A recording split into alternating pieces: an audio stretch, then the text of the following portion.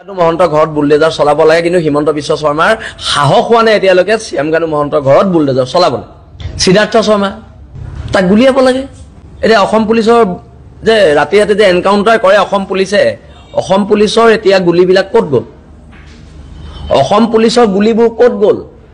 আমাক তাক লৈ প্ৰশ্ন আছে ৰাজস্থানৰ এজন বেপাৰী আমাৰ অসমৰ আটাইতকৈ মূল্যৱান সম্পদটো তাৰ বাবে আমি হেৰুৱালো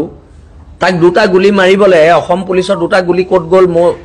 আমাৰ তাক লৈ প্ৰশ্ন আছে বিল আছে চৰকাৰে নকৰে তেতিয়া বিল আছে তেনে অসমে কিন্তু ভয়ংকৰ প্ৰতিবাদ হ'ব আৰু অসম কিন্তু অস্থিৰ কৰি দিয়া হ'ব অসম অস্থিৰ কৰি দিয়া হ'ব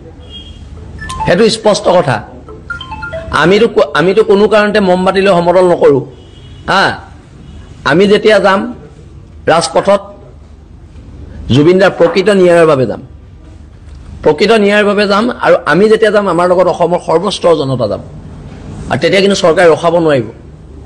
হেতু একদম স্পষ্টকৈ কৈ দিয়া হৈছে অসম চৰকাৰ পুলিচ বাহিনীয়ে তেতিয়া ৰখাব নোৱাৰিব আৰু সেই কাৰণে কথাখিনি স্পষ্ট জুবিনদাৰ ন্যায়ৰ ক্ষেত্ৰত বিল আছে স্থিতি স্পষ্ট